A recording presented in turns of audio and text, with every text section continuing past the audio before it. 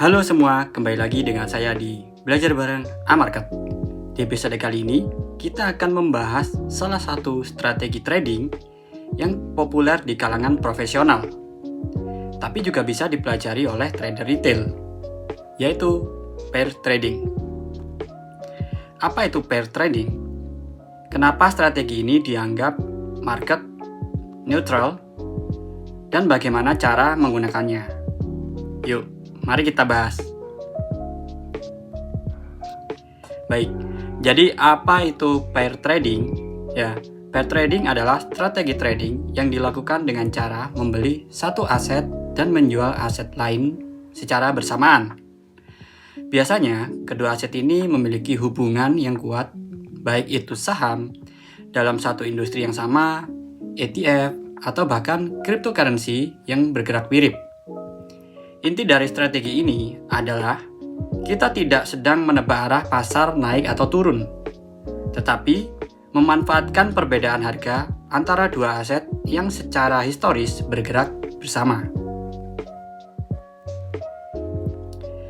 Karena posisi beli dan jual dilakukan bersamaan, strategi ini sering disebut market neutral.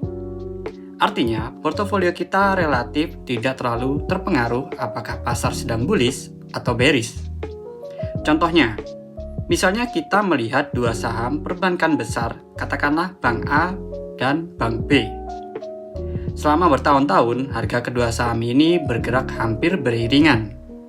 Jika suatu hari Bank A naik terlalu tinggi, sementara Bank B tertinggal, kemungkinan besar suatu saat mereka akan kembali ke keseimbangan atau conversion. Nah, di situ kita masuk. Kita short saham yang terlalu tinggi dan kita long saham yang under value. Ketika harga kembali normal, kita tutup kedua posisi dan mengambil keuntungan. Selanjutnya, mengapa pair trading itu digunakan?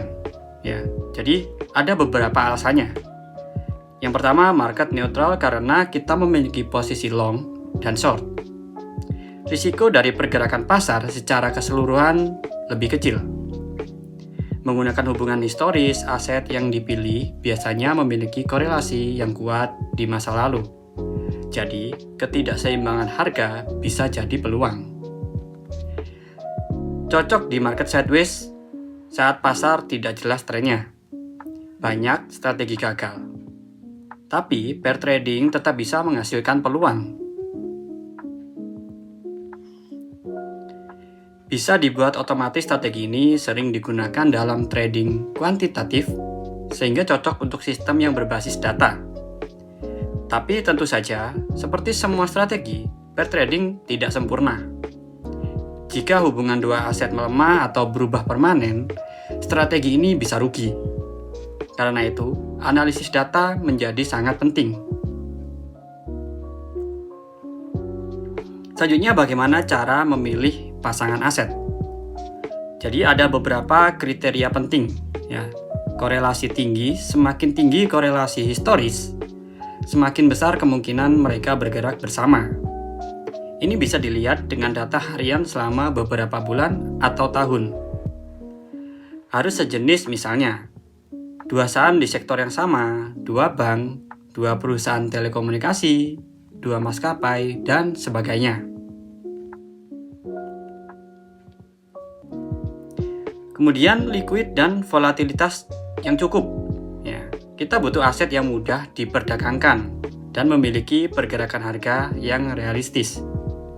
Spread mudah dianalisis. Spread adalah selisih harga antara kedua aset. Jika spread ini punya pola yang konsisten, maka kita bisa memprediksi kapan waktunya masuk posisi.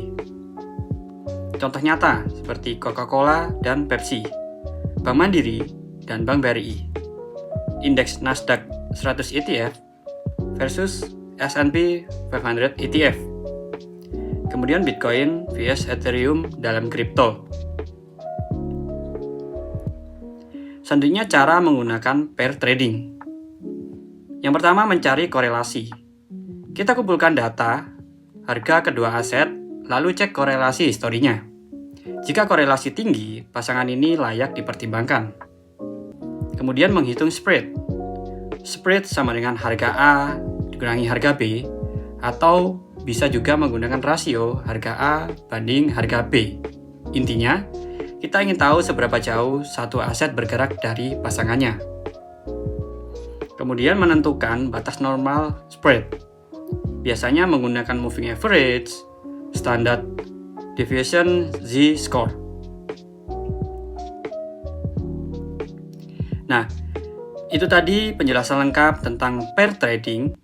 Ya, apa itu dan bagaimana cara menggunakannya. Strategi ini bisa sangat powerful kalau digunakan dengan disiplin dan berbasis data yang kuat.